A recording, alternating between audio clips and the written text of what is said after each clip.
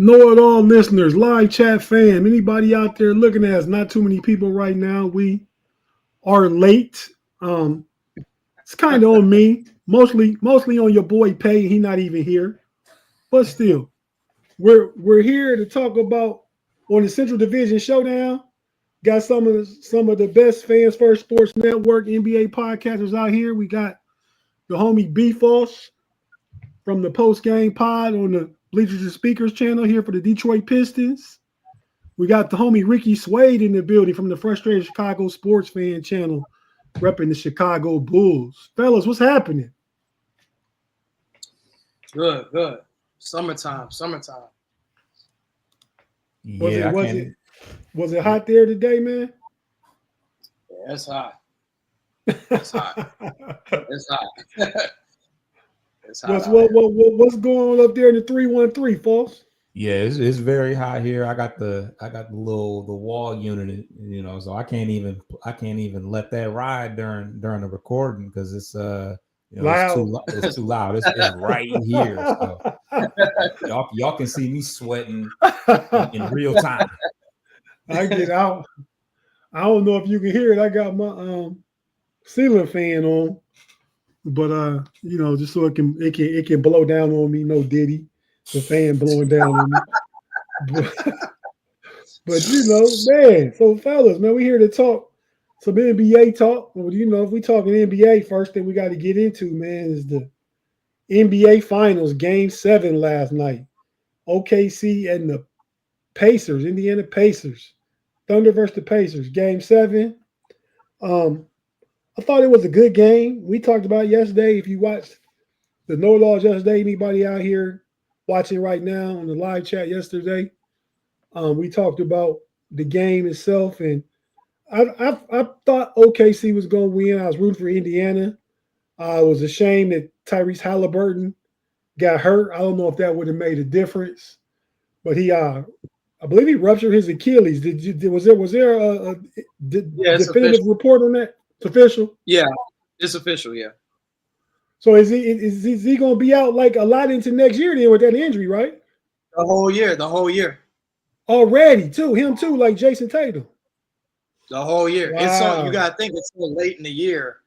It's July and you're injured. Training camp starts in September, October. Right, so. That's facts.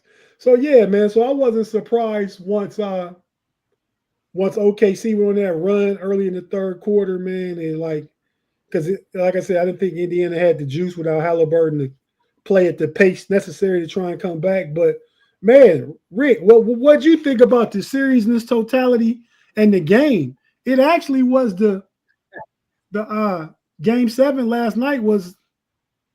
I'll find my graphic. Go ahead and tell us what you thought about the game, though, man.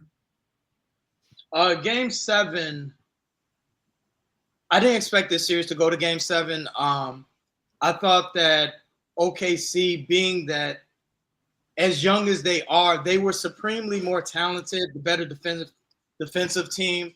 Them going 7 games showed their, for lack of a better word, immaturity, their youth. I think that the scary part about OKC is that they're going to get better. And this series overall is a culmination of OKC just having the best defense for Indiana. They had the better defenders. They defended very well.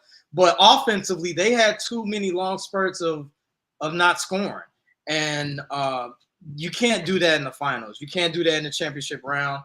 And they got away with that, being that they played against the Pacers. I didn't expect them to go 7 games. I expected this series to go 5.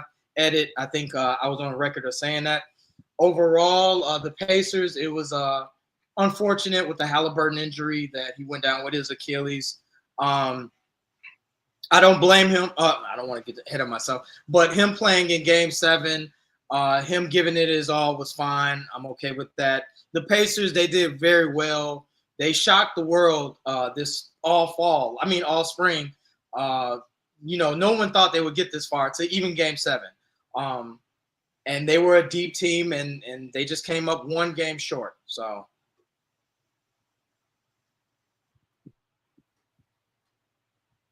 You on mute? Mute. All right, man. I gotta find myself, man. Give me just a second to find myself, man. I deserve it.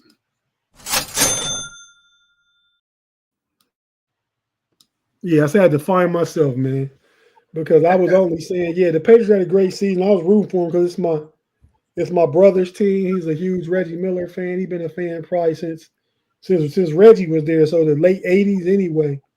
So I was rooting for them because of that.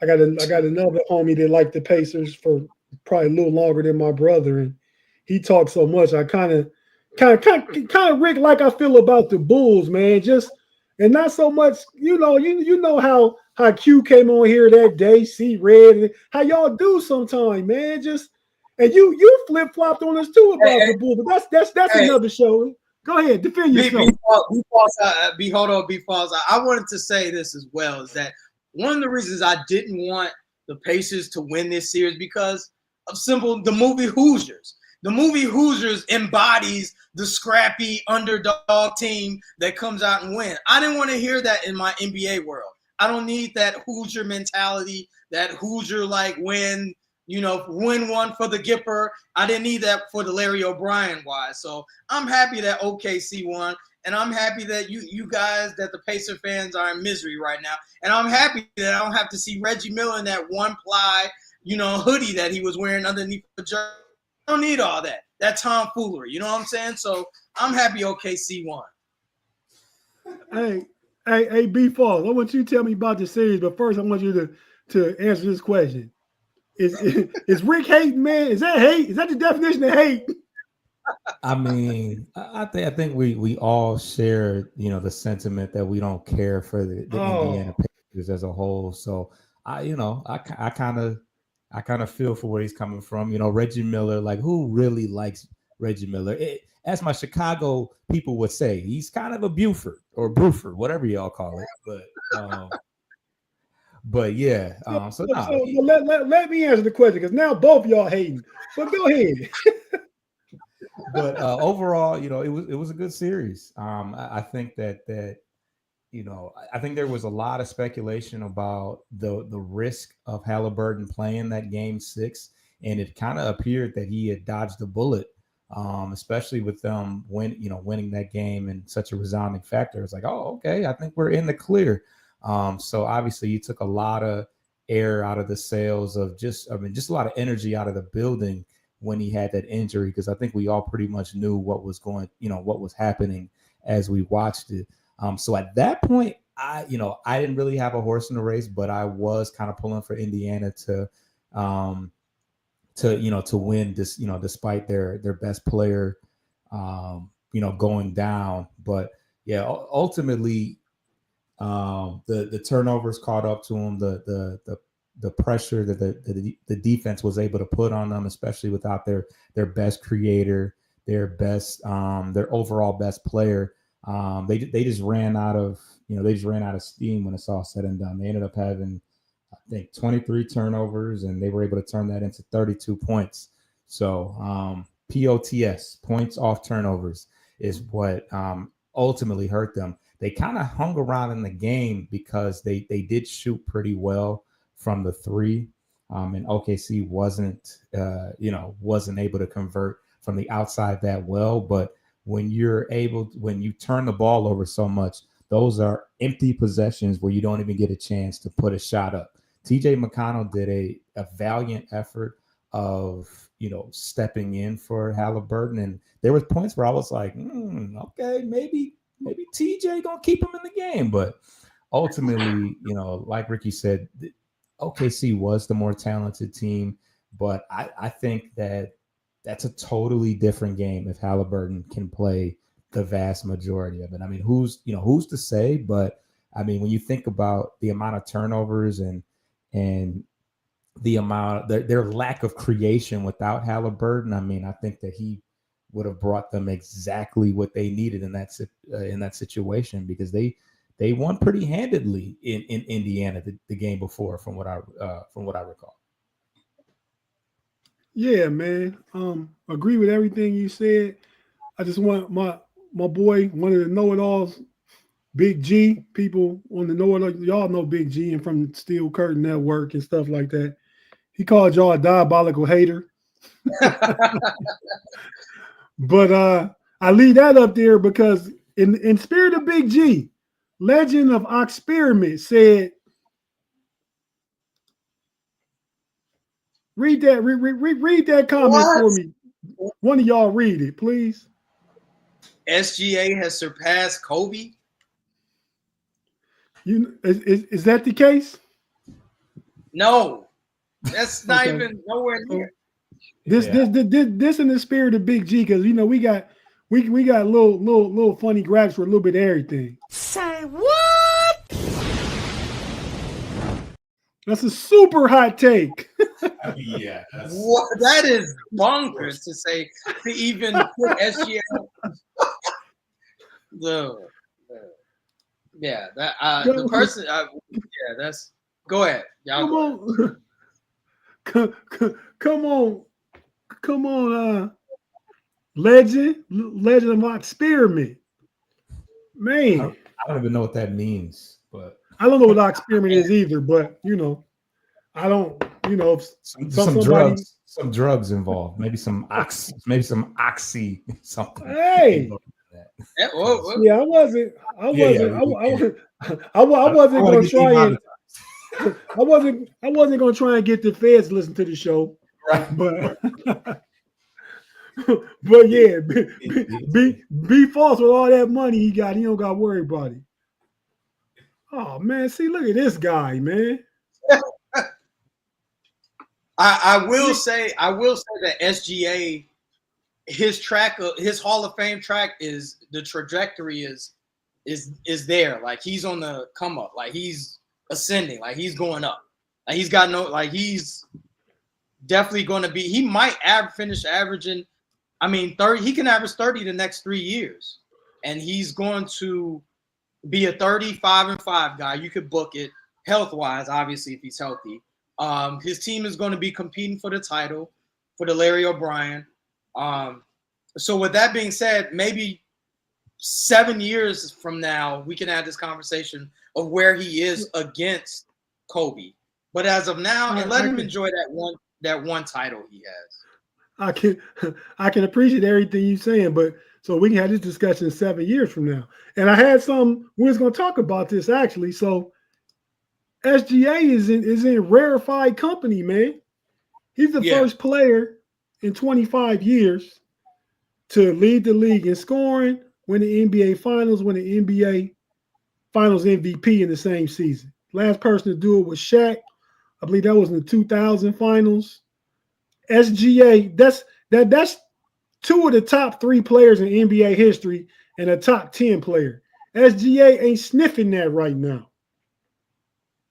Yeah, it's one of those obscure stats. Now, granted, you don't snub your nose at somebody that's a scoring title winner and then an NBA and MVP in the NBA Finals. But I mean, if you look hard enough, you can find some obscure stats that puts some very unqualified people amongst other people. It's just one of those stats.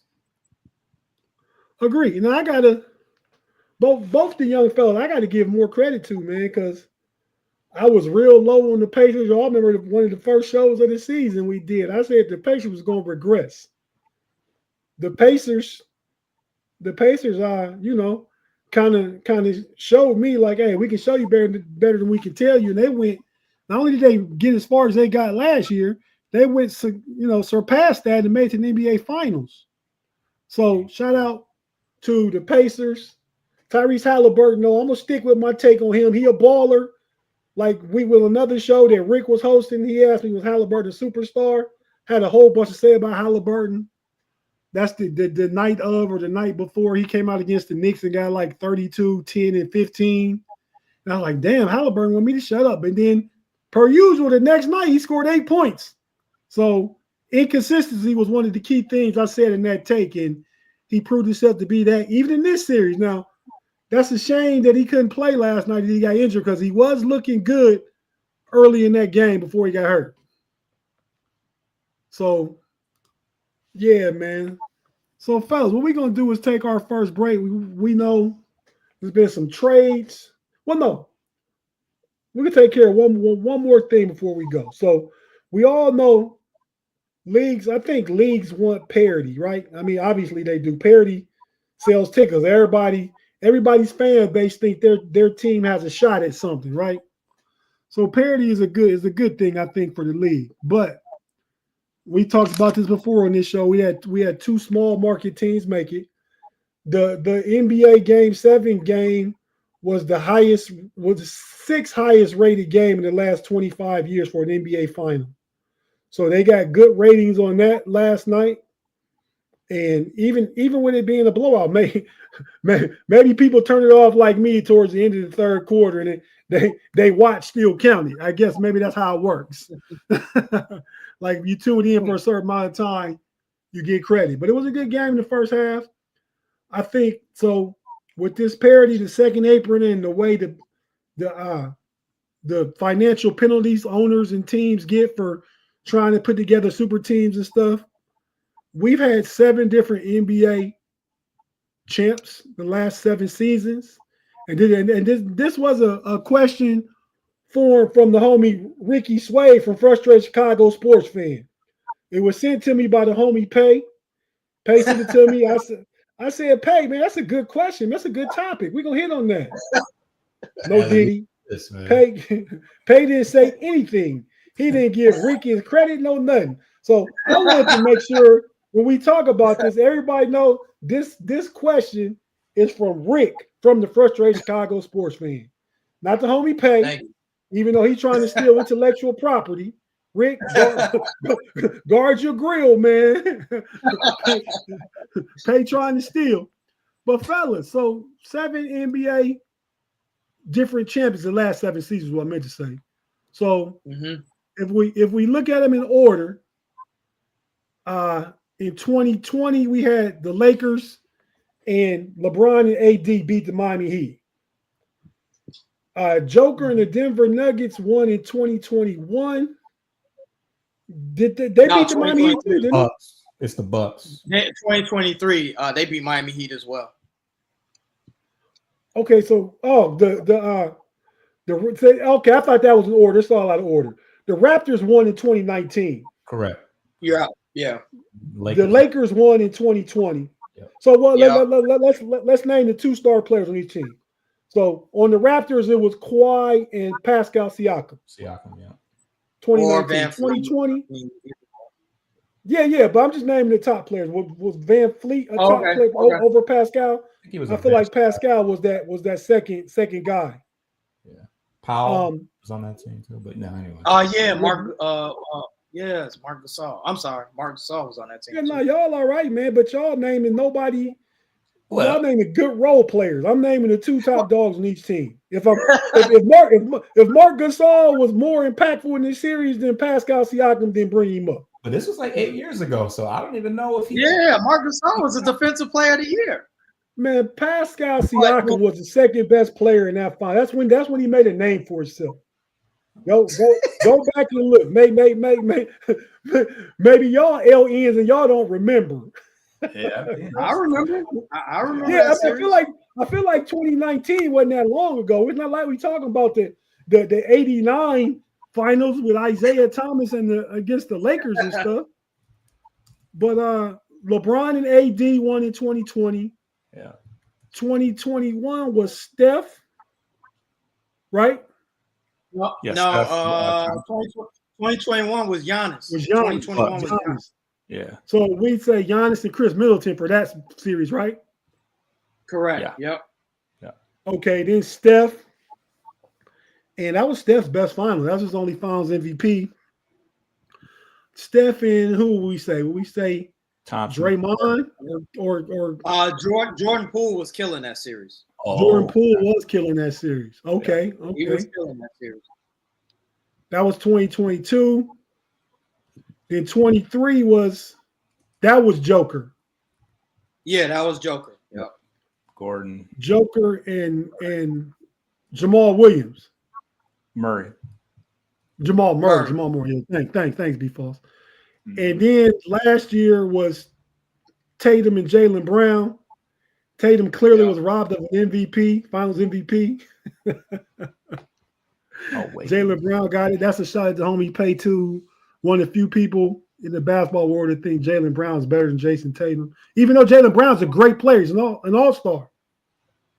And he's an all-NBA defender. And then we got last night, we got OKC winning to be the 7th team in 7 years with SGA and Jalen Williams. Yep. And that makes me, fellas, not right now, but something to think about. We had a discussion a few weeks ago on one of the shows about, like, of those three, who do you let go? And I immediately said Jalen Williams. I don't know so much now. I was asking last week. I'm like, do y'all still feel that way? Well, yeah, I'm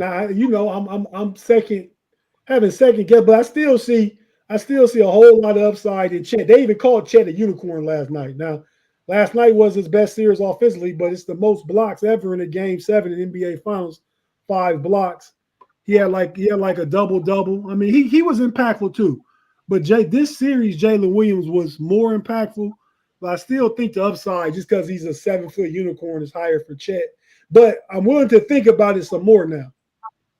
Yeah, but I'm worried about Chet's.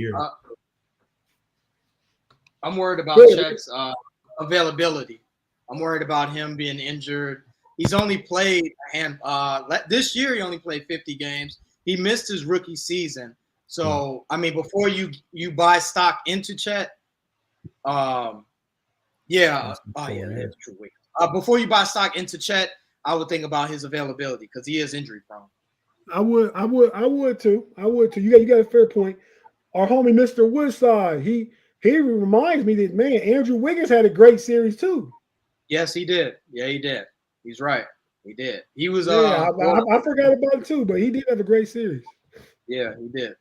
We also forget that Kyle Lowry might have been the second best player on that Leonard team. No? Hey, Jay don't want to hear that. He don't want to hear none of that. He want to hear about. I don't think because Siakam was on the scene that year, but I don't think he had. No, I'm not talking about the year. I'm talking about in the finals. In the finals. Okay, in the finals. Yeah, he did that. That's where he made his name in the finals. Yeah, no, I agree with you. As far as for the year, Kyle Lowry's a veteran, all-star, one of Toronto's all-time players, probably outside Vince Carter, one of the best Raptors of all time. Yeah, I mean, Kawhi didn't stay long enough.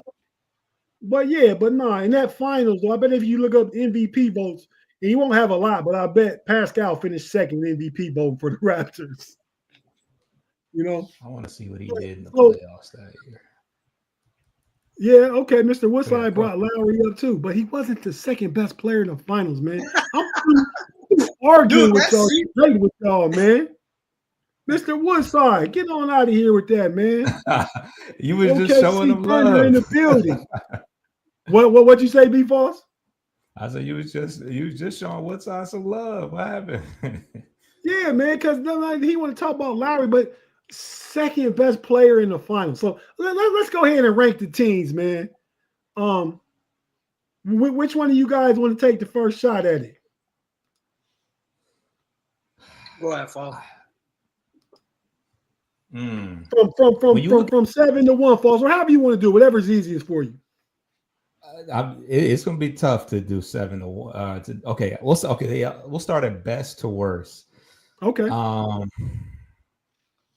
And keep in mind, I don't know these full bodies of work. I just kind of know, as far as the rosters, I just kind of know the stars, like we kind of talked about. But LeBron and AD is a pretty tough 1A, 1B, head to head, not head to head, whatever, but like a 1-2 punch.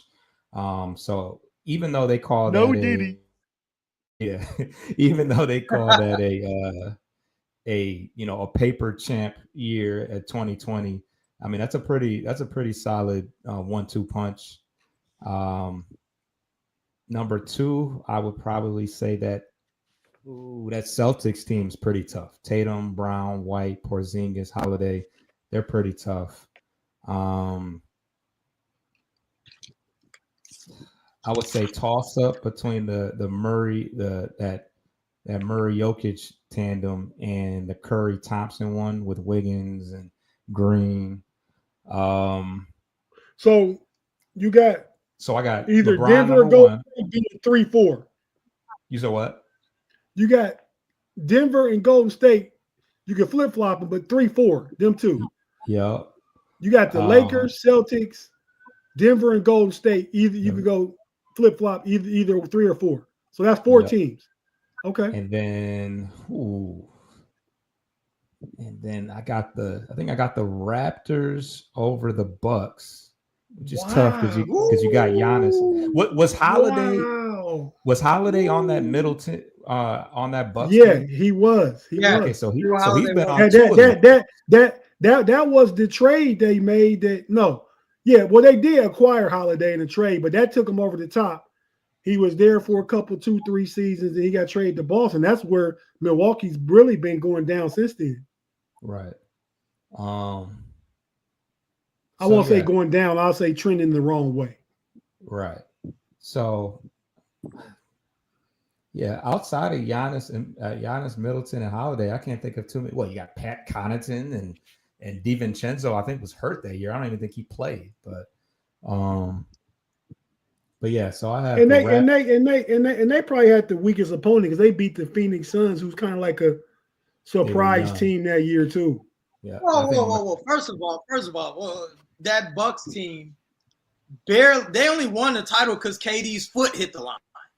Don't forget that. Right. That was the 3 that KD hit that 3 and his foot was on the line. They weren't even supposed to be so it wasn't a 3 then, Rick.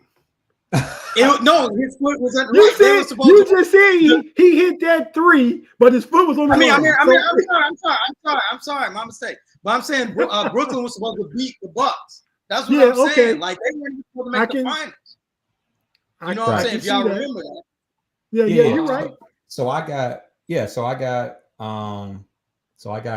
that Bucks team being number 6, and I guess I got SGA in the guys this year being the worst out of the last 7. All right, Rick, it's your question, so I'll go ahead and go second if you don't mind. Go ahead. Okay. So real quick, man, I'm gonna put the Celtics at 1. I think Tatum, Brown, Drew Holiday, a healthy Porzingis is too much for everybody else. So really, I'm taking B-Falls top 2. I'm just flipping around. I think LeBron and AD was probably the second best pairing that would be available. At 3, I'm probably sticking to form with B-Falls. I'm gonna go Joker and Jamal Murray. That was a really good team. They was kind of like favorites all year. And keep in mind, Joker was the MVP on that team, and the Finals MVP. Just didn't lead the league in scoring, but he led the league in triple doubles. SGA ain't doing that. Number 4, I'm gonna go ahead and put Giannis in there, man. I'm gonna put the most dominant player, man. That's of all the players that's left. So, I mean, I think he had beat Toronto, he had beat Golden State and OKC.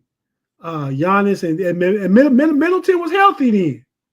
So healthy Chris Middleton and Giannis and Drew Holiday. I like that big 3. So I'm gonna put them at 4. At 5, I'm going. The way they play, man. I'm gonna put Golden State, man. I think Steph that series really has something to prove. That's why he got his only Finals MVP in that series.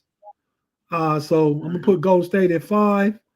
I think OKC beats Toronto just because Pascal was the second best player on that team, and he OKC beat him last night. So I'm gonna go ahead and go OKC 6 and Toronto 7. That's how I order them. Those are very formidable lists. I like both of you guys' lists. Nothing wrong with them. 7, I'm gonna go with Raptors, and that Raptors team was a lunch pail bunch. A lot of hard hat, lot of screens being set. You know, you had Mark Gasol, Van Fleet. You had a Norm Powell out there. You had Lowry. A lot of scrappy players on that Raptor team. They want a pure heart. Yeah, and we both had him at 7, so we agreed on that one. Yeah. I had them at 7. OKC, I got them at 6, being that they are one of the schematically they're the best defensive team in history. I don't know if we talking about this. I don't know if we talking about this on air or backstage, but as of right now, you being a biter, man. You bite my list. But go ahead, man. I'm just messing with you. It gets dicey. It's gonna get dicey though. At number 5, I got Giannis in the Bucks at 5. I believe that Brooklyn should have beat them, and they were down 0-2 in like 2 of those series on the way to the finals. They had trouble against Phoenix. They were down 0-2 to Phoenix. So I'm gonna put Milwaukee at 5. 4, it was the Nuggets. You know, they easily beat. They easily beat Miami with a broke down Jimmy Butler. You know, and that was the only dude they had to worry about. This is where it gets. This is where y'all gonna say, "Wow." I got the Lakers at 3 instead of the Warriors. So I think, in my opinion, the Lakers at 3 because you had AD and LeBron. Who else did you have? You had broke down Kuzma. You had Kuzma. You had Caruso. They had Caruso. You had the championship last night. I know you don't like lunch guys. You had defense. You had Superman. You had Superman. What, Dwight? No, that was bad back, Dwight. He had bad back. He had a bad back. He wasn't Superman. He was a shell of his spirit. You had Rondo. You had Rondo. You sagging off him. You shoot that. You know what I'm saying? Okay. He played for the Ops. He with us. And go back in the archive. He with us. You know what I'm saying? Shoot that. He gonna do that whippy do behind the back, fake pass, lay it up. You know what I'm saying? And you had LeBron, who, yes, it was LeBron, but LeBron and AD, and you played in the bubble. Like, dude, y'all was in the bubble. Y'all had no home court. Y'all didn't play on the road. It was nothing but pickup ball for 3 months. So I can't give you number 1 and number 2, and you played in a bubble. I'm not giving you that. Number 2, I gave him the Warriors because it was a dynasty that ended with Steph Curry. Steph was in his bag, and that was yeah. Steph. I'm just asking because I feel like you giving them credit from 14 and 15 and like you're going back 8, 9 years to say the finish of a dynasty. We talking about of these 7 teams, what teams would be? So you saying Golden State is the second best champ in the last 7 years? Yes, because that dynasty did it not seep into the 2020s? This was the last one, was it not? They spanned from what, 2016, 2014? No, 2016 they lost, bro. What's the name of this podcast? No, that's Rather Cavalier. No, well, I'm saying the first one they won that started their dynasty was about 2014, right? I could be wrong. Yeah. They won 14, 15, lost 16. They said, "Hey, let's go get KD." They won back to back, and then they capped it off with this one. So, and you had Steph Curry, he couldn't be stopped, and then you got Boston that, you know, talent wise 1 through 10 that team was ridiculous. That team is ridiculous. So I respect everybody's list. I think they're good lists. My only thing that sticks out to me was Golden State number 2. I mean, I don't even remember B. Falls exact order, but nothing stood out like Golden State being number 2. I think Golden State. They were 3 and 4. They were flip flop between. You did Denver and you had Denver and Golden State 3-4. You did. That's where you had. Y'all really like that bubble team though. Real talk. Man, I mean, I like the like I said, it was for me because I like it. Now that we kind of look back, yeah, you had the old Rondo and old Dwight, but what jumped out at me was AD and LeBron 5 years ago. They're still pretty good now, but 5 years ago they were in their tip top prime. I mean, maybe not LeBron, but AD had to have been damn good. He was probably better after that. That was so long, not long ago, but you know what I mean?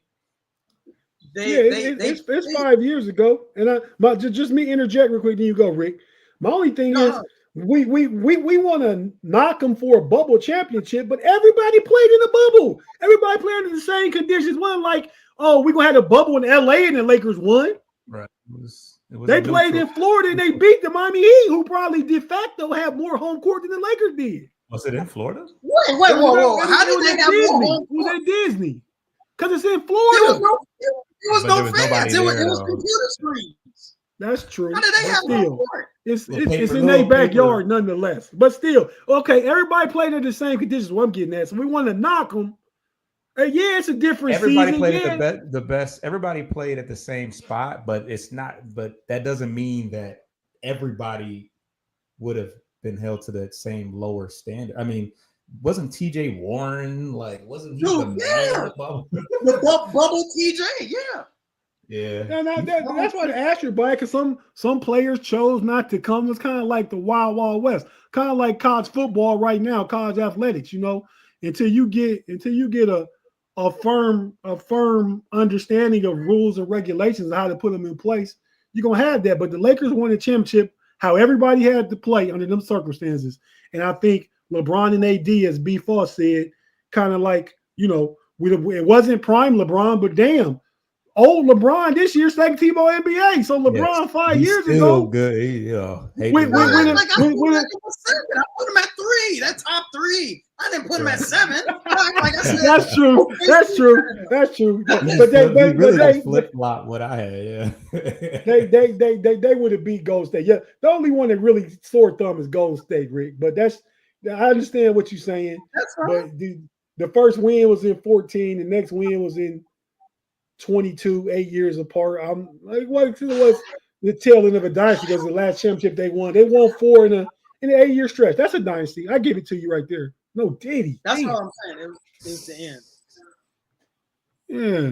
I had a question. If you had to go to after commercial break. Okay, yeah. Let's go ahead and jump the break real quick. We'll be right back after this. You watch on YouTube. We're not going anywhere. We'll be right back after a few words from our partners and advertisers.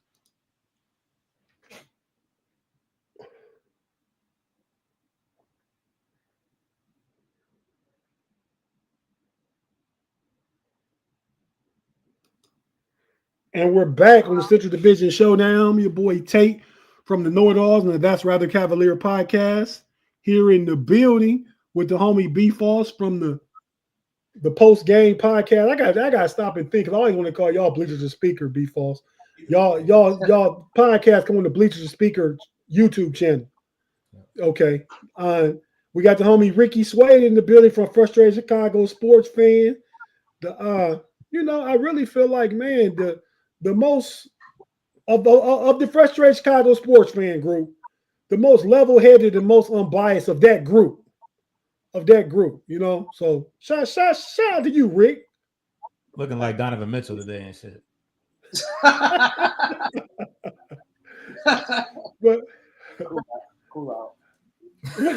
But yeah, man, he really looked like his boy that lost in the finals last night. He just got some hair on his face now. He looked like Matherin. Oh. This is what he looked like for real. Hey, speaking of Matherin, and I want to ask you guys this question.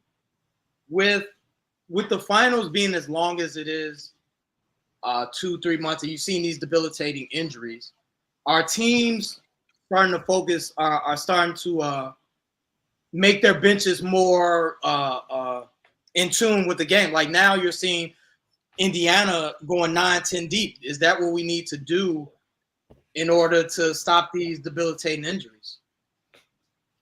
No Diddy. I gave my boy Big G a no Diddy yesterday because he said 9-10 deep also. I gotta kind of get it no Diddy for the 9-10 deep, man. You know, it's funny because we went into the going into the playoffs. I had talked about the Pistons being a deep team and all that, and you know, we kind of joked that, like, you know, those rotations shorten up in the playoffs, yada yada yada. But I mean, we also saw in Indiana guys like Tony Bryant and there was some miscellaneous ass dudes that were playing in Game 7, and it's like, hey, maybe this is in their team that likes to run and play with pace. So it makes sense that you keep guys fresh that way. But yeah, I mean, when you look at guys next year, we got Lillard, Tatum, and Halliburton all out for the entire year. I mean, that's NBA elite damn near. Like, it's kind of some got to give, because that's wild. Mm-hmm. Well, yeah, my take on that question real quick is I think it's due in part to the NBA playing this when they restructured the salary cap, whole second apron and stuff. So you can't load up on superstars, and if you spend all your money on 3 superstars, you're gonna have a way weaker bench. And now, you know, you got to build around a guy or two and have a solid bench. So that $50 million you was gonna pay player 3.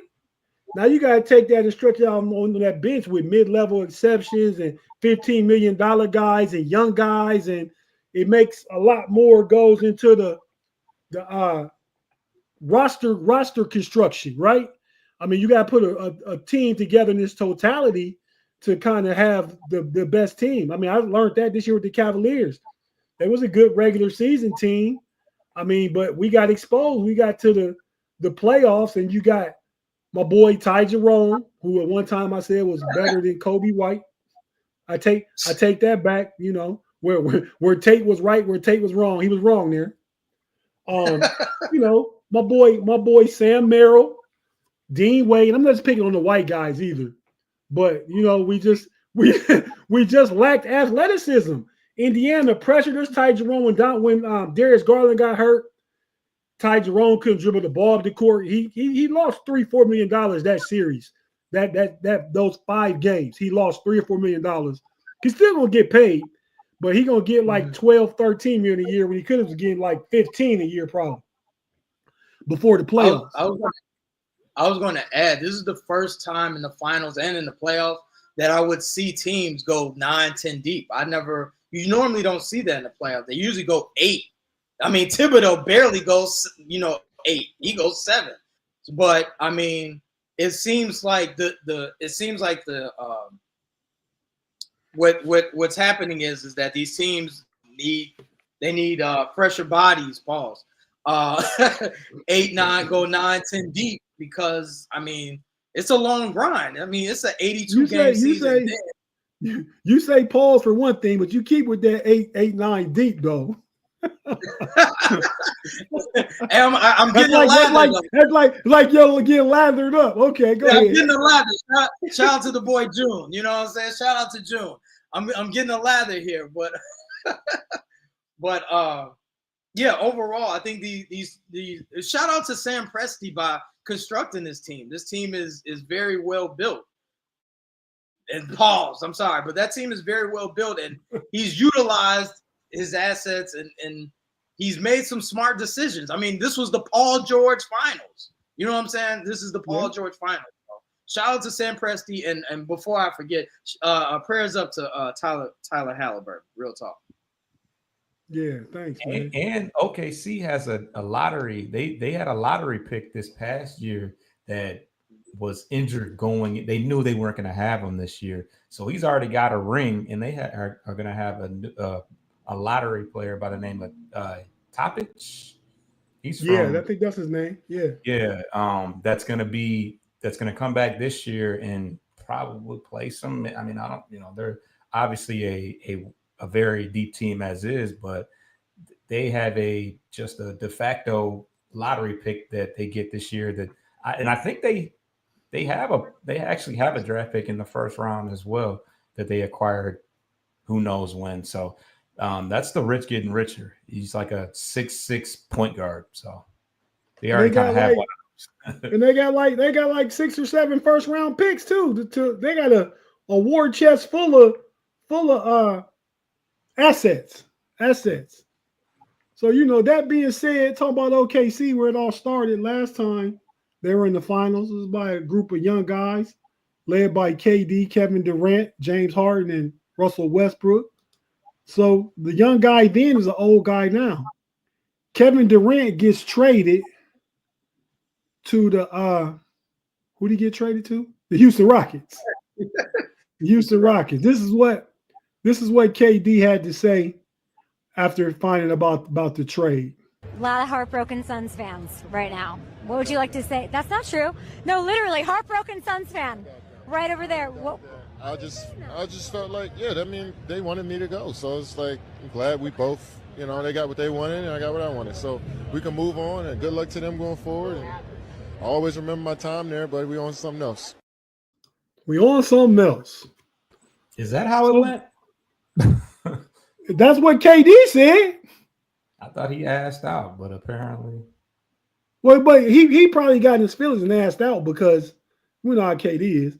They did. Shout out to the homie KG. I'm right here in the DMV and KD from here, so I ain't saying nothing bad about the hometown homie. Right. But nah, man, he might get on his burner Twitter and say some stuff. And once it was said that, they was thinking about trading him or didn't want him, he probably did say I won out then. You know what I mean? But I don't think he was a problem, but who was the problem? Yeah. I just think they didn't have any defense and they had no point guard. Okay, so let's Beal. I'd be more prone to put it on Brad Beal than KD. Okay, let's talk about it then. So why did it not work in Phoenix, Rick? And then after that, B-Falls, you tell us what you think it can be in Houston. So Rick, why didn't it work in Phoenix, man? It didn't work in Phoenix because you didn't have a defensive scheme out there. Coach Budenholzer, which I respected, I do respect as a coach. He didn't utilize KD in certain situations, certain schemes. And aside from what B. Falk said, the point guard, I don't think point guard was the issue. I think that Bradley Beal not playing up to par, you're not holding his end of the bargain was also an issue. They also didn't have bigs. They were very small. Phoenix was very small, and you're putting a lot on Booker and Durant. And even though they're paid, they're the superstars. That's a lot to put on a team. Their depth was minuscule. I mean, they weren't good in the front court. Point guard, it was serviceable, but it wasn't outstanding. And when you did want a point guard, you have Booker at point guard, and that's too much. That's asking your superstar too much to be a point guard and to be a scorer, and also have KD play enough games to make them competitive enough to get in the play-in or even in the playoffs. So I think that overall that's why it didn't work. They didn't stash the front court with enough big bodies. No diddy.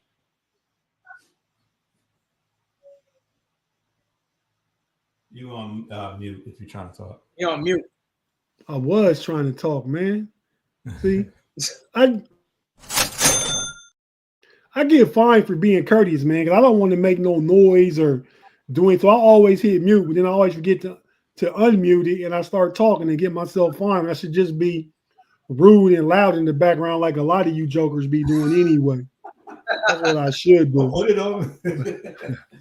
But man, so the trade was KD going to Houston, Phoenix getting back Jalen Green, Dylan Brooks, and the number 10 pick. But so my question to finish out you talking about from the Suns' perspective, Rick, what happens with Jalen Green and Dylan Brooks? You still didn't get no bigs. You gave up KD. He probably averaged close to what they averaged together. I mean, they probably averaged like 30 at the most together. KD probably was like 26, 27. And the number 10 pick. Is this gonna work for Phoenix? Is Phoenix gonna make another move? What are you thinking about this, man? I'm hearing that Jalen Green is on the move. They got him and they're going to trade him and try to. I would assume that they're going to get a big. I would think. But they said he's on the move. So, but they definitely have to do something. That the way their roster is constructed is very guard heavy. Right now, their starting power forward is Dylan Brooks. When they pulled up the depth, Really, Grayson Allen and Dylan Brooks is going to be a diabolical duo. Whenever they play together, that's just going to be a annoying ass set of players to go against. Who is boss? Dylan Brooks and Grayson Allen. Oh yeah. They get beat up though. Right.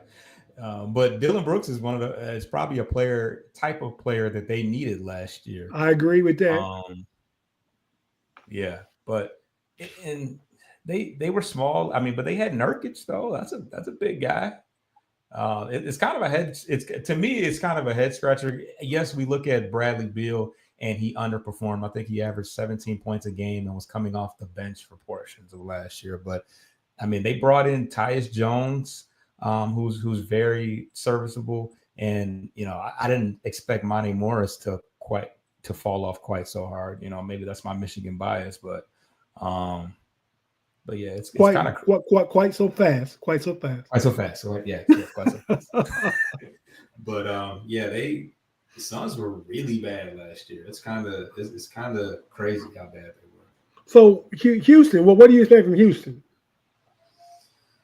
With Houston, I mean, obviously they took that big swing. They didn't have that one go-to guy that could push them over the edge. I mean, they finished second in the West, so I mean, the team performed very well. They have a good coach, and Udoka, but KD is definitely going to bring them that high gravity player. I think Amen Thompson is going to.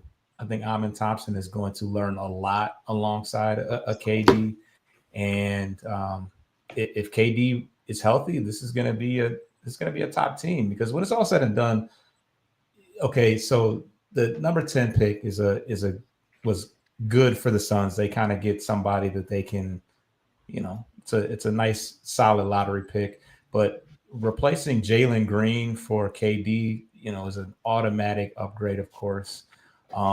Maybe you lose some feistiness and some defensive presence with Dylan Brooks, but they got Tari Eason, they got Thompson, they got Cam. I mean, they got a ton of wings, like too many wings. So it's not going to be. Maybe you lose, like I said, maybe you lose a little fire and a little bit of leadership, but this team is going to be tough. I mean, Sengun's still young. Van Vliet is still respectable at the point guard position, but now you got a top 10 player there. So no, I agree with you, man. Matter of fact, we're gonna talk about this right now. The post NBA Finals power ranking came out. I believe it was Bleacher Report. And Houston was ranked like number 4 or 5 in the power rankings. But I'm gonna pull up. I listed the Central Division, how they project them. This is post finals, including Tyler Halliburton's injury and everything. Let's take a look at it. After NBA Finals, Tyrese Halliburton injury and KD trade.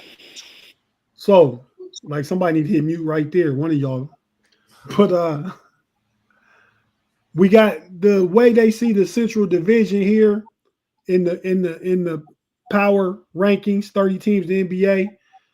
All the Central Divisions are in the top 20.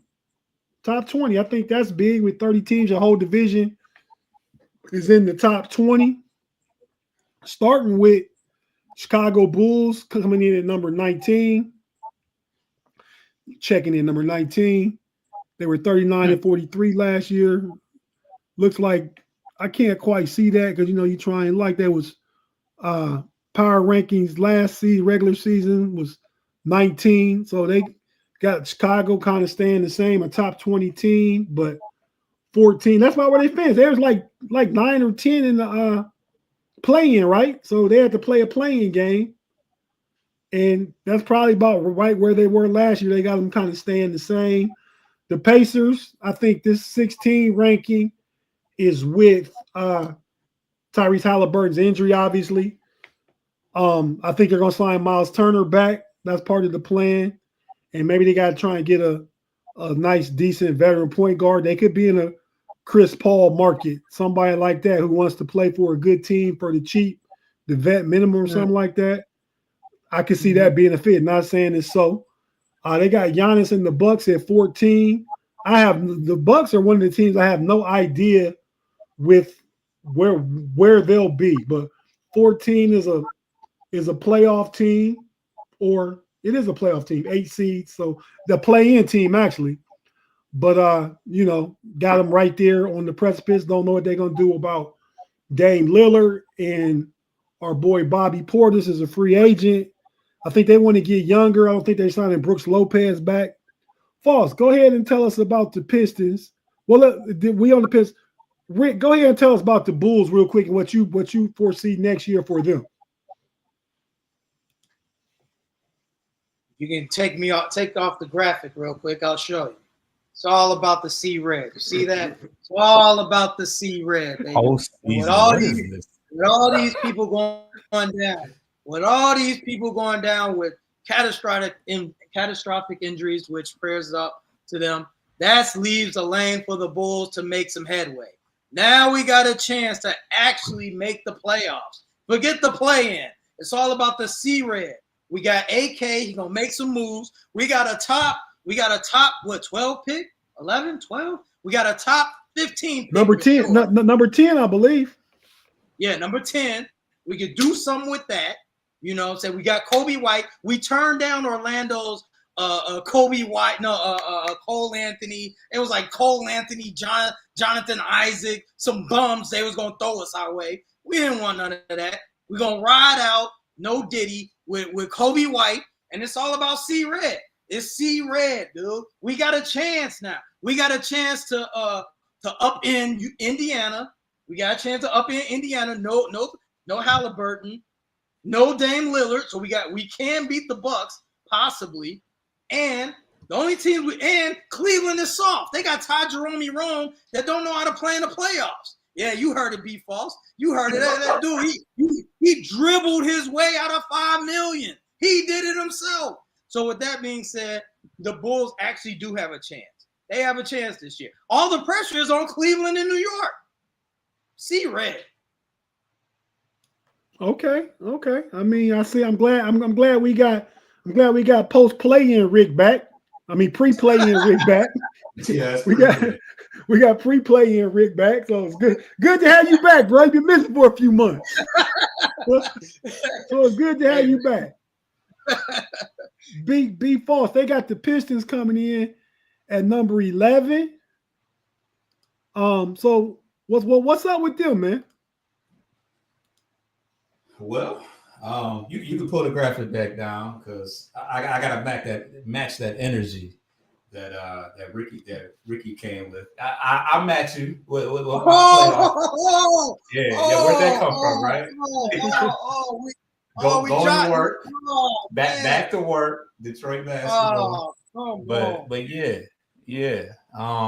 The Pistons are entering their window to be a legitimate playoff team. This is similar to the Lions, where we're not creeping up on any teams this year. We're gonna get a lot of teams' best effort, and I think we're up for the challenge.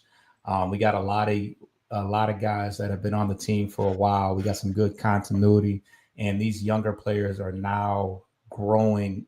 Are now ascending. Together, like guys like Jaden Ivey. He'll be going into his 4th year. Asar Thompson will be going to his 3rd year. Cade was an all-pro this year. We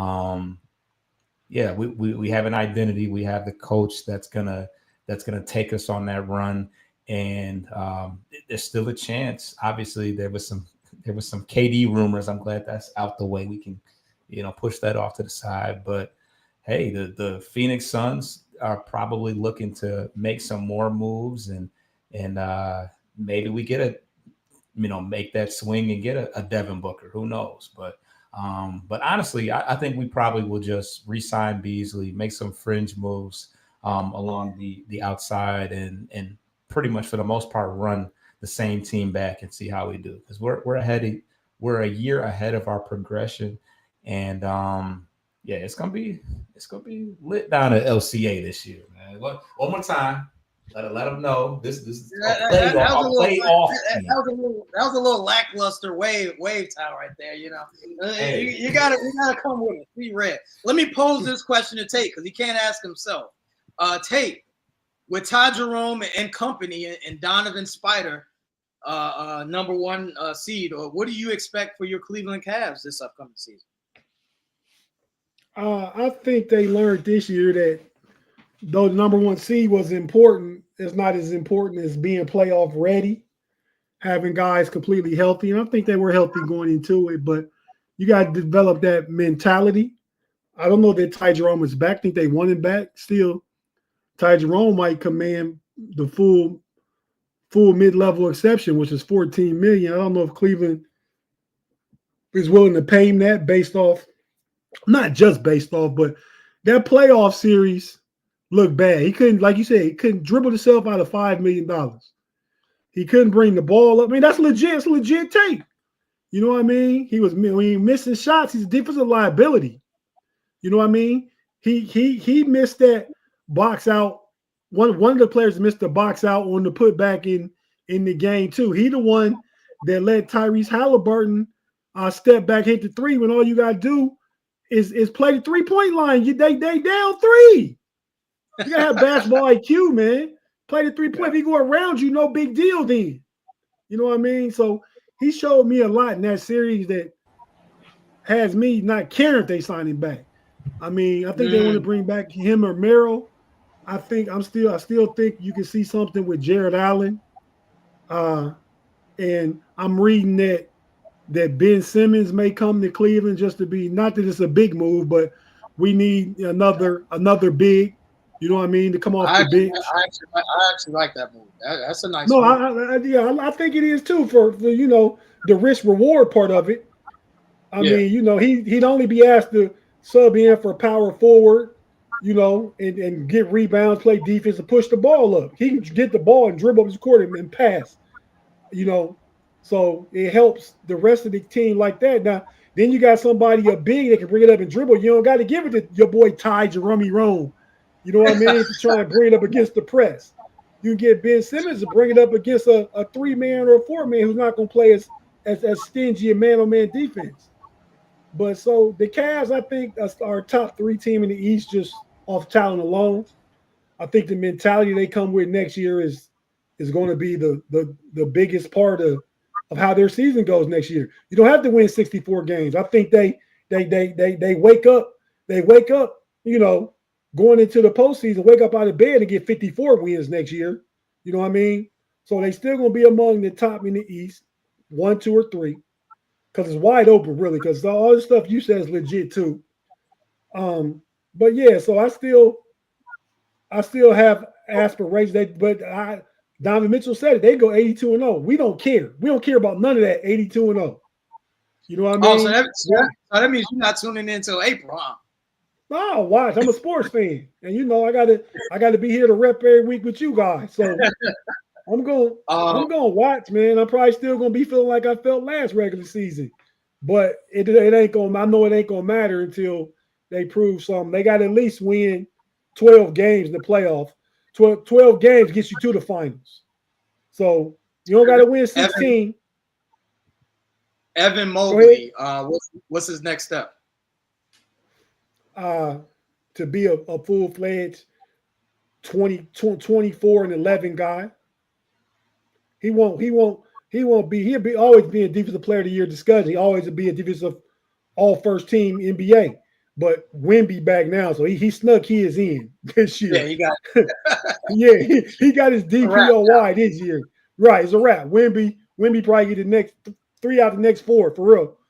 So, but he's gonna evolve. Second team all NBA. Don Mitchell's first team all NBA. Donovan had the same exact season he had last regular season. Evan Mobley step up. Darius Garland gonna miss like the first 10 to 15 games. So we need to get. I don't know if it's Ty Jerome. We need to get a. I'm with the youth movement personally, man. I'm with go ahead and get my boy Jalen Tyson because you need athletes. Get my boy Jalen Tyson. They drafted last year, more run. Go ahead, Craig Porter Jr. I like him, and he's more scrappy than Ty Jerome. You know, Imani Bates. What's up with him? Imani too. I mean, he could give you what D Wade give you, but Imani Bates nice. He's nice. Imani Bates is nice, man, but it's not benefiting him playing down in G League because he know he's nice and he just is inefficient and take ill-advised shots all the time. When you playing with Evan Mobley and Donovan Mitchell and Darius Garland, you know when you're on the court, you the fourth option at best. At best. So you can't be just jacking up threes and stuff like that. So I think that's the problem is that he's gonna have to. What else does Imani Bates do besides shoot? Because he's gonna have to play a role. He's gonna have to play defense. He's gonna have to stand in the corner. I mean, he's not gonna have the ball in his hands like that. No, I completely agree with you, B. False. He's not gonna have the ball in his hand. He got to develop a role. He got to be a spot up shooter. Got to be a defender. He got to be a secondary or tertiary playmaker because he played point guard his freshman year at Memphis with Penny Hardaway. He can handle the ball and distribute and stuff like that. He's not your primary, but like going back to what Rick said already, we need guys that can literally dribble. You know what I mean? So, I think Isaac Okoro, we want to trade him. We can't trade him. So ain't no reason you can't step up and be a Neesmith type of guy, man. You just got to hit the shots in the playoffs. You're a good defender. You strong. You athletic. You just got to hit the shots in the playoffs, man. I think you shot like 38% in the regular season, but then, like Rick say, he with us every playoffs. He with the other team because he keep missing shots. So I think it's a lot of internal development. I expect a move of some sort, whether that's trading both their second round picks for something or a Jared Allen move. Darius Garland. I don't think, even though early on I was like, we need to trade him too, because he softens a defensive liability. But I think we need Darius Garland because he's that ball handler, he's that playmaker, and he's a floor stretcher. So, we just got to give up some defense for his offense. So, yeah, couple moves, cut a couple people, let a couple people go, trade Jared Allen, and we'll see what we work with next year.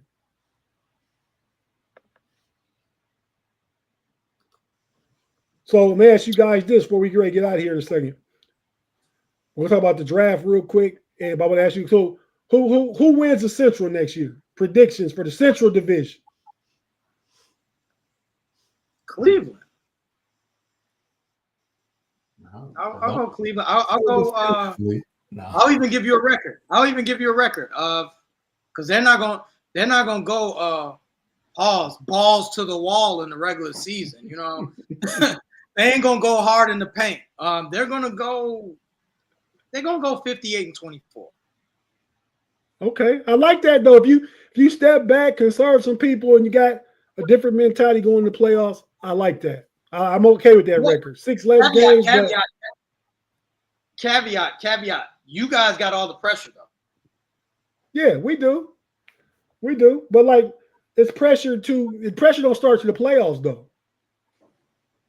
Like if we go 50-32 with the same roster we got, we don't care till you get to the playoffs. Right. Okay. So the pressure don't start till that 16-game tournament start, the race to 16. Not the race to 82, the race to 16. So okay, I'm gonna say the Cavs also. I ain't gonna hit you with a record prediction, but I'm gonna say finish second in the Central. I'm gonna go with Foster's Detroit Pistons and let him give his take and say why. Because I know I think the trend says Detroit is gonna be better. Let him tell us why if he thinks Detroit's gonna be better and who wins the division. Yeah, I think Detroit is definitely gonna be better. I mean, we finished 5th, so that's not bad, but. I think we finished second in the Central. I think that we would have had a much tougher fight between us and Indiana if a much tougher fight between Indiana and Milwaukee if Halliburton and Lillard are hurt. But with all those guys, with both those guys being out, they're definitely going to take there goes your regression right there. That's going to be your regression.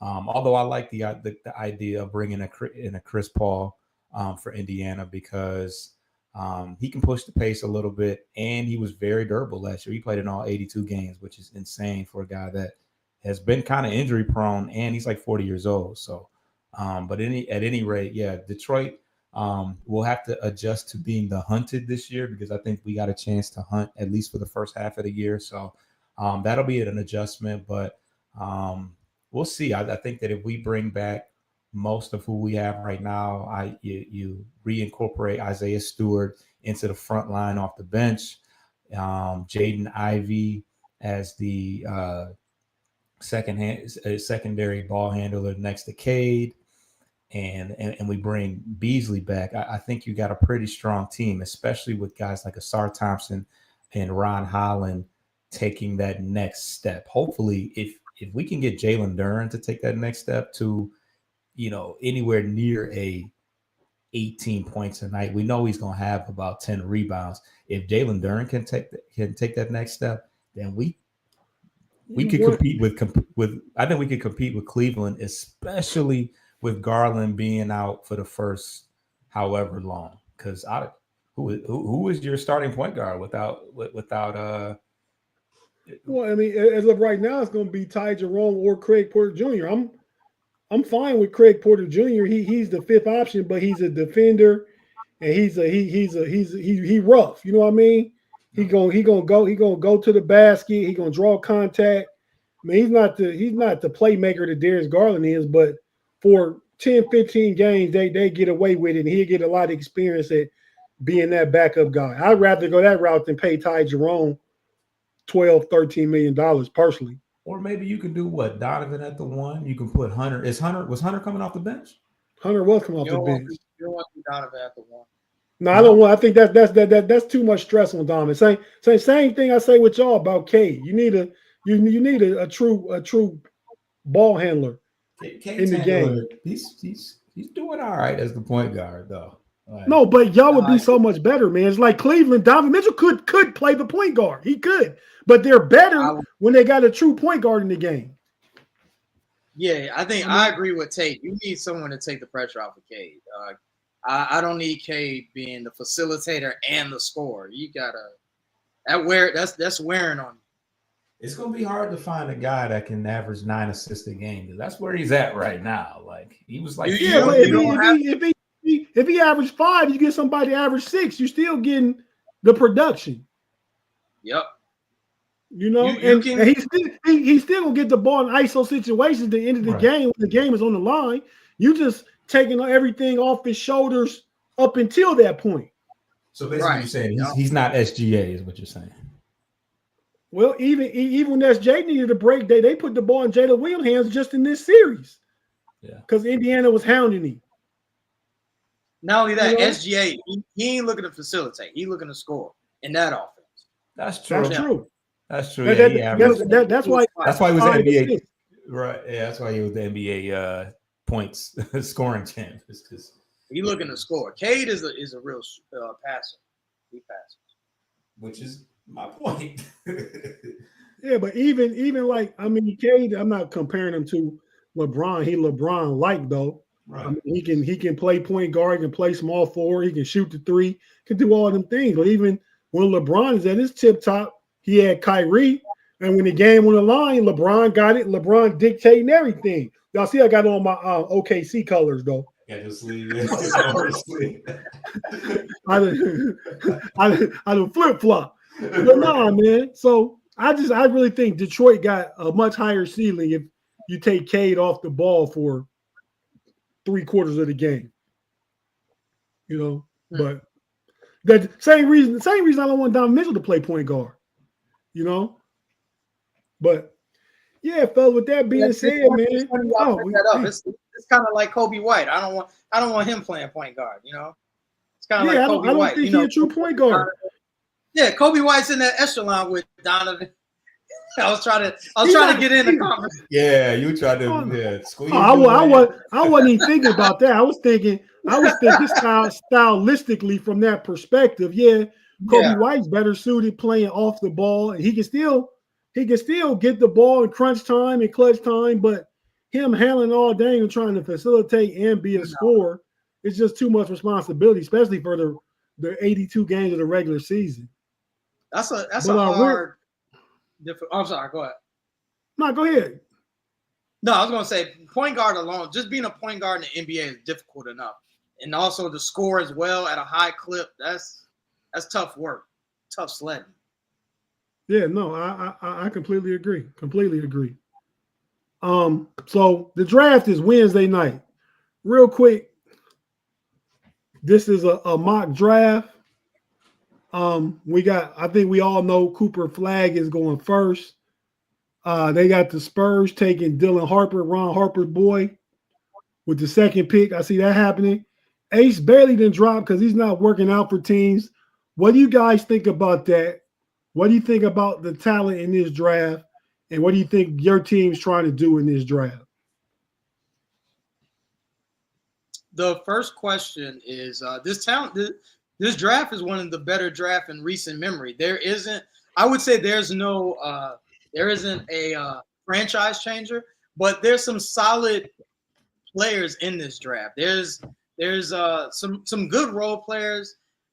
Your second question, what do I expect my team? Derek Queen. I want Derek Queen or Carter Bryant from my team Arizona, but I'm biased. But I do want Derek Queen from Maryland. I think down at the bottom at number 10, they got the Bulls taking Cedric Coward. Never heard of him. And I've seen mocks where the Bulls take Derek Queen, who in this one they got going 12. They got him going 12 to the Bulls. So the Bulls don't pick 10. Team is they picked 12. Okay, yeah, Bulls pick 12. Yeah, I want Derek Queen. Derek Queen or Carter Bryant. I want either one. Carter Bryant. Okay, that's your Arizona. Oh yeah, he was a freshman, wasn't he? He nice. Yeah, he uber athletic. Uber athleticism jumps off the screen. He nice. Okay. Be false. Yeah, well, to the point about him saying that there's no franchise changes, I mean, there's a couple at the top. I mean, I think the first three guys have the potential to be, as far as Cooper Flagg and the two Rutgers. Is that what they want? You think? Yeah, Ace Bailey and Dylan Harper. Yeah, Harper and Bailey. Yeah, but outside of that, I'm not as well versed as I maybe should be as far as the draft is concerned. So I think that certainly last year it was, we all knew was going to be very shaky. But even that one had some of those guys kind of panned out decently. So as far as what the Pistons will do, I think since we have our first pick, unless we trade into the first round, our first pick is the 37th, I believe. So early in the second round. So I would presume best player available, maybe a floor spacing forward that who's y'all first pick is Win Falls. I'm sorry, I was watching my boy Ellie De La Cruz in the home run like he's going against the Tigers. But go ahead. He destroyed us. But that's old now. No, I'm just kidding. Yeah, we're picking 37. So I assume that we'll take the best player available, or maybe a floor spacing forward that we can, like a project guy that'll play in the G League. Certainly nobody that's going to get any playing time if we're any good. So. No, I agree. And Cavs got picked. The draft is a crapshoot after you get out the top 7 or 8 picks. It's a crapshoot. I mean, because somebody that get picked at 10 might not be somebody better than somebody picked at 40, right? Once their careers play out. For the Cavs, they only got 2 picks in the second round, 49, 58. I don't expect them to use them picks. I expect them to package and trade them. If they were to use one of them, I like the big man Golden from Michigan, just just a big body to have on the bench. We need another big body. Tristan Thompson is old. Jared Allen is a good player, but kind of soft. I want to see him gone, really. Evan Mobley playing the 5, and you can have a player like Gold and another vet minimum goon that can kind of show him the way, another big and roll like that. All the other moves got to be made on the trade market and internal growth within for the Cavs because, you know, they don't have a lot of draft capital at all. They don't have a first-round pick till, I believe, 2031 from the Donovan Mitchell deal. But they got some good young players in Garland and Mobley that are still ascending. So those draft picks for the next 4 or 5 years aren't quite as important as far as first rounders and stuff go. Because they wouldn't be high first rounds anyway. Cleveland going to be picking for the next 3-4 years. Going to be picking like 25 and lower and higher up. Oh, y'all going to be that good, huh? Yeah. I mean, 25? That's saying we be in the top 3 in the conference. Yeah, I mean, because Evan Mobley is only getting better. Darius Garland is getting better. Even as Donovan Mitchell may start to decline a little bit, Darius Garland going to get better offensively. If y'all keep him. If he could say, yeah, I mean, yeah, if he's who you talking about? Garland. Garland get healthy, but I feel like they're gonna try to separate. They might. Yeah, they could. I wouldn't be mad. I don't know that this is the year that you get rid of both of them. But fellas, with that being said, man, a great show. We had a lot of good conversation, and which turns into content. So it was fun. We're gonna go ahead. Before I get out of here, man, you heard the saying "game recognized game," right? Of course. They say that around Detroit and Chicago. They do. I think that's universal. That's it is universal. Yeah, okay. I mean, I figured, but neither one of y'all said yeah. They say they like. I nodded my head. I was. Yeah, I know. Okay, nah. So if game recognized game, I got to think GOAT recognized GOAT. So Tom Brady said, "You're witnessing the greatest ever," and I hope you guys all appreciate it about LeBron James. So these is GOAT Kings, right? I mean, do we agree with TB12 or what? What you guys think about the GOAT? I mean, that's just our on the way out far as last thought on the show. First of all, it looked like some secret society shaky. I don't know. I'm gonna go pray after that symbolism. But yeah. I mean, yeah. Listen, I'm a Bulls fan. Dude. There's only one GOAT, and he played for this team. Talk. Only one GOAT that we know around the Chelan area, Chicago United Center. You know, it's only one GOAT we recognize. I can respect and appreciate that. You know, I'm from Northeast Ohio also, so you know, and I met Jordan was my guy. I never was a Bulls fan, but Jordan was my guy from the.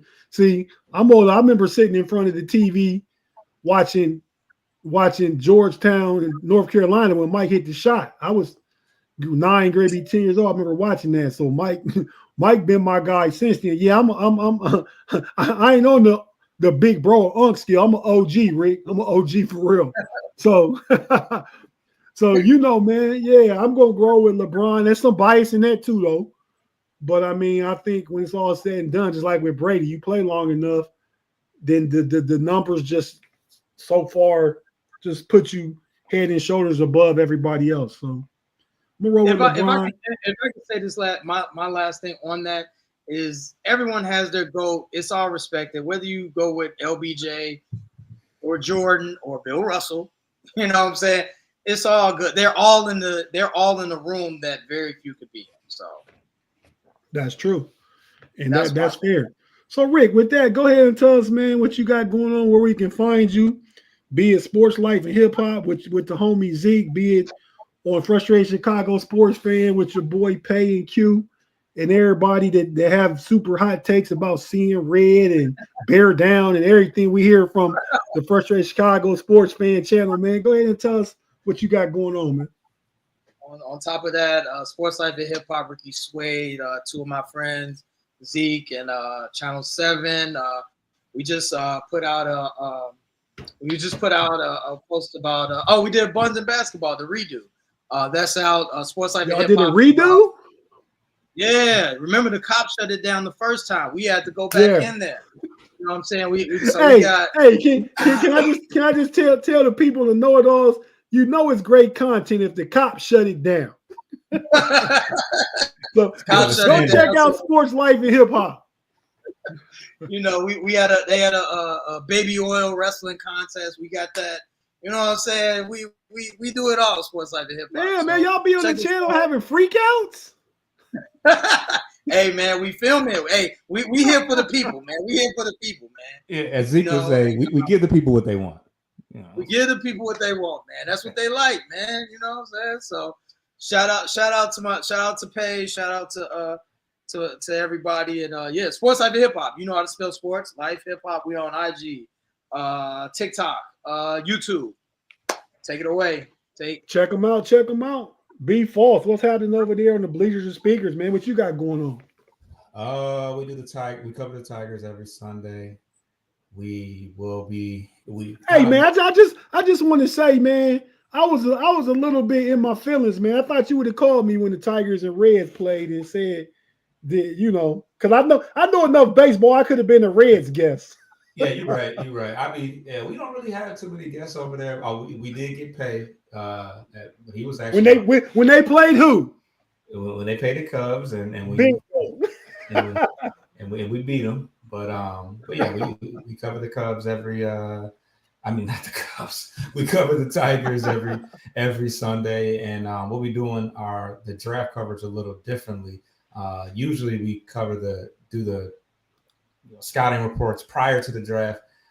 This time, we're probably going to do more coverage post draft and kind of talk about how the draft picks kind of fit with the teams and all that type of stuff. But other than that, we do our NFC North show every Wednesday. So if you are a subscriber over there, you see us once every 3 weeks hosting the show.